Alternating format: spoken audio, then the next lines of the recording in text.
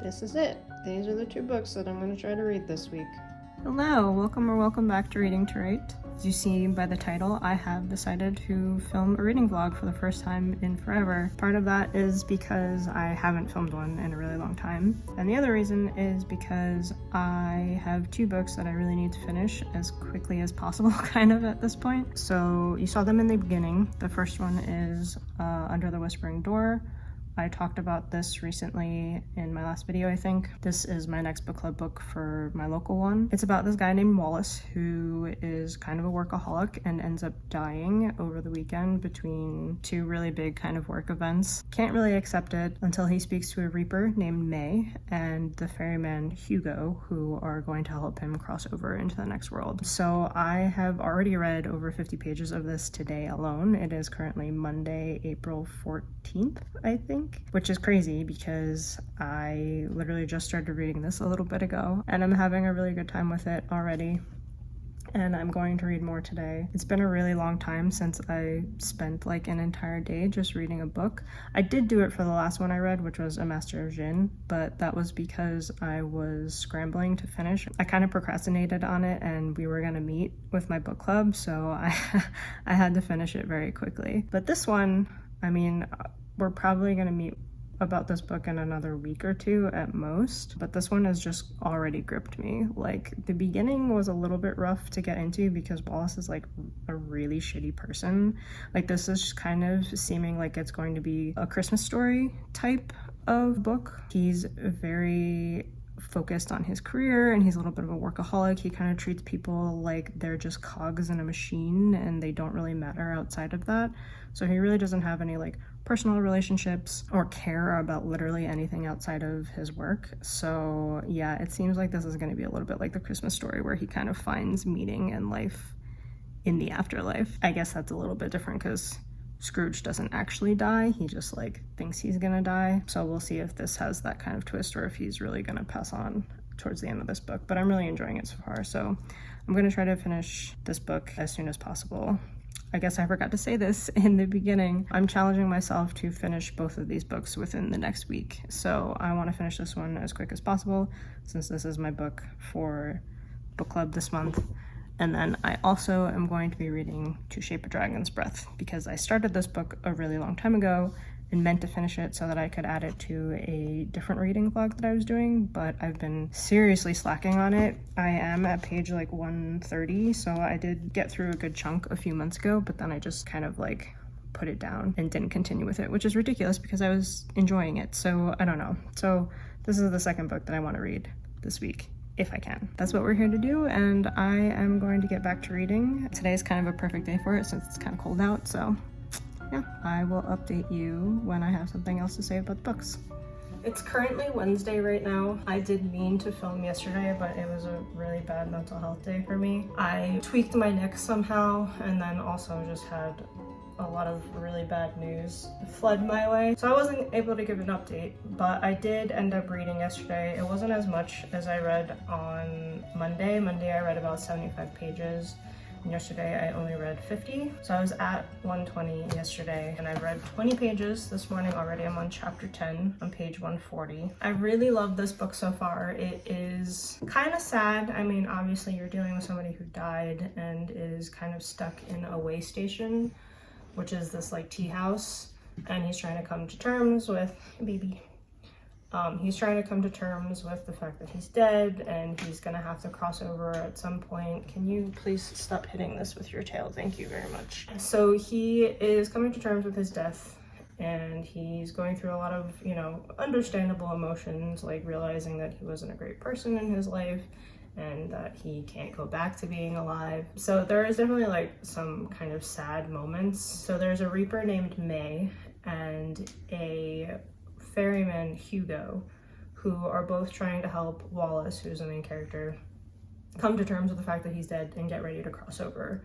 which is like through this doorway that's in the way station. And they're not always the best at like explaining what's going on, so Wallace is kind of like fumbling through a lot of things and he's getting really frustrated with the way that they're answering certain things because it's not the way that he wants them to be answering it. So some of it is frustrating too, but for the most part it's like really, really sweet and cute and kind of funny sometimes. There are definitely a cast of characters like Nelson, who is Hugo's dead grandfather, who kind of stays at the tea shop with them. He's the character. There's a dog, a dead dog, Apollo, who also just kind of like stays there. And Wallace is, it's interesting to like feel sorry for him because he really is a really shitty person. Like in the first chapter, you literally are seeing him fire a woman who's going through a lot, and he has like zero emotions about it. He's just like, can we get this over with so that I can move on with my day? So he's like a really bad person at the start of this book, and then you kind of like go on this journey with him and you feel sorry for him, and he's funny and he's kind of cute, and it's very interesting. The back of the book says when a Reaper comes to collect Wallace from his own funeral, he begins to suspect that he might be dead. And then when he meets Hugo, the owner of a peculiar tea shop who promises to help him cross over, Wallace decides he's definitely dead. So those two things have happened, but the rest of the back blurb haven't happened yet, and I'm at 140. It says that he's only given a week to cross over, so he sets about living a lifetime in 7 days. So we haven't gotten to that part yet, which is interesting. I mean, they're definitely giving it time for Wallace to like come to terms with what's going on and to go through these emotions, which is nice. It's been a good journey so far. I'm just like interested to see on where we're getting to the like second half of this book blurb. I'm hoping I can get a lot of reading done today because I'm definitely like, we're on what, day 3 of this little reading challenge I'm doing for myself, and I'm not even halfway through this book yet. And I do have a lot to do today. I meant to do some of it yesterday, but because of my momentary depression and the way my neck was hurting, I didn't get to do a lot of it. So I have to finish editing a video today, and I have to like find out how much it's gonna cost to get my wisdom teeth out and apply to jobs and like a couple other things that I didn't really do yesterday. I'm also going on a date with my husband. We're gonna go out for pizza. Pizza is his favorite food, so there's a place nearby that we can walk to. So yeah, I have a lot to do today, so I don't know how much reading I'm going to get done, but I'm gonna try. I'll update you when I have something else to say. But this book is definitely really good, and I'm really enjoying reading it. So much so that I read it right before bed last night, and I definitely had dreams about it last night, which is kind of wild because I haven't had that happen with a book in a really long time. So yeah, at the very least, this reading challenge is like making me enjoy reading again. So who knows, maybe I will be a little bit more consistent with my reading vlogs and updates on this channel moving forward. That would be nice. See you later. This book is absolutely beautiful. I can't even like put it into words right now how amazing this book is. I'm like literally crying. Trying not to, but it's gotten me like multiple times now. We'll debrief in a couple minutes when I've calmed down. Just had to chase my husband upstairs so he wouldn't watch me filming this. For whatever reason, it's still very awkward to film in front of people. So I've had some time to kind of digest the book. It's been snowing all day here, so I figured it would be fun to make a cup of spiked hot cocoa and sit here with some fire ambiance. I wish I had a real fireplace, but I don't, so we got the ambiance going. And discuss this book, because this is one of the coziest, sweetest, most beautiful books that I think I have ever read in my entire life. It just has like such a beautiful take on death and like what it means to be human and finding peace and healing. And it's interesting because earlier I was talking about how the hook for this blurb says, but even in death, he's not ready to abandon the life he barely lived. So when Wallace is given 1 week to cross over, he sets about living a lifetime in 7 days. And it's like, it's a good hook, and it's not like a lie necessarily, but it's not really what the book is about. Sorry. Oh my God, that's so good. Hot cocoa with a little bit of pumpkin spice and rum chata in it is like fantastic. But yeah, it's not like really what the book is about. It's more about self-discovery of a man who was very awful in his life and like refinding his humanity and like what it means to be human and what it means to be connected to other people. Like it's just, I don't know. It has a very like, I think, forgiving and kind take on death and like what the afterlife could be. So I really appreciated it for that. It was shockingly funny.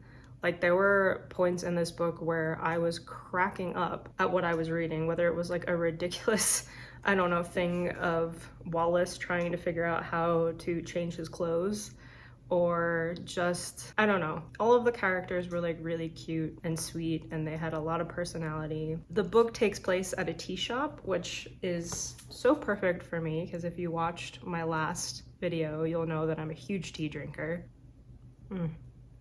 Oh, this is so cozy. What a great day. I'm really glad that I decided to do this week because I really feel like I have fallen in love with reading again with this book. I read every single day, and some days I only read like 40 or 50 pages because I had a lot of other stuff going on. Hi, baby. But like yesterday, that's not for you. Not yesterday. 2 days ago I read like 126 pages, and today I read 90. So like I've definitely gotten... Excuse me. What are you doing? Are you sitting by the fireplace? I've definitely gotten my kind of like stride with reading back, which I'm really, really happy about. I've also still been writing. So I managed to finish a chapter today, which means I only have 3 left before the book is done, which is crazy. So like I'm figuring out how to manage my time with everything, and I don't know. I just wanted to talk about this book because this is the first time in a while that I have enjoyed reading as much as I have. I did really enjoy when I read A Master of Jin, and I really recommend that book, but for whatever reason this book, sometimes I get a little bit stressed out with fantasy books because there are a lot of like high stakes and a lot of stressful things happen all of the time. But with this book in particular, I was never like really stressed out at any point. It was heart-wrenching at times. Like I definitely cried during a few of the scenes just because of like how heavy they were or just how beautiful they were.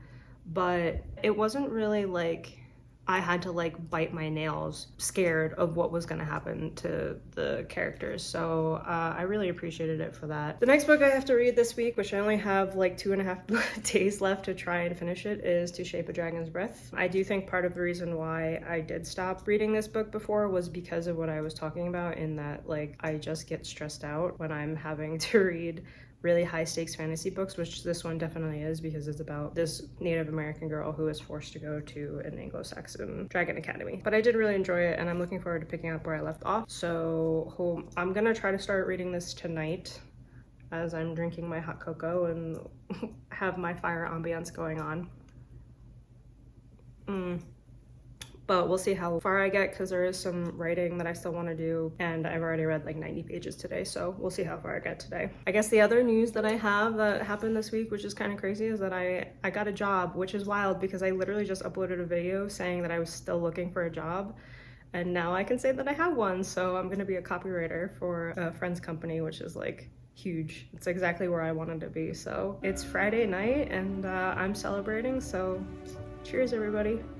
It's currently Tuesday the 22nd, and I meant for this to only be a week-long reading vlog, so I am going to close out this vlog now. I did stop counting my progress as of the end of Sunday, which was the 20th. Happy belated Easter to anybody who celebrated that, and also happy belated 420 to anybody who celebrated that. So I did not end up finishing To Shape a Dragon's Breath. I only read about 75 pages over the course of Saturday and Sunday this weekend, which I'm actually okay with because I still have every intention to finish this book, and I'm now invested in the story again, so I think I will continue to read it for the next week, hopefully finish it by the end of this week. I think it's okay that I don't finish it for this reading vlog because 1, I'm going to be talking about it in a future vlog anyway, so I'd rather save my thoughts for that one. 2, I'm still happy with the progress of this week-long reading vlog that I did because I do feel like I genuinely fell in love with reading again just through reading Under the Whispering Door and by getting re-engaged with this book, which I started a long time ago and put down.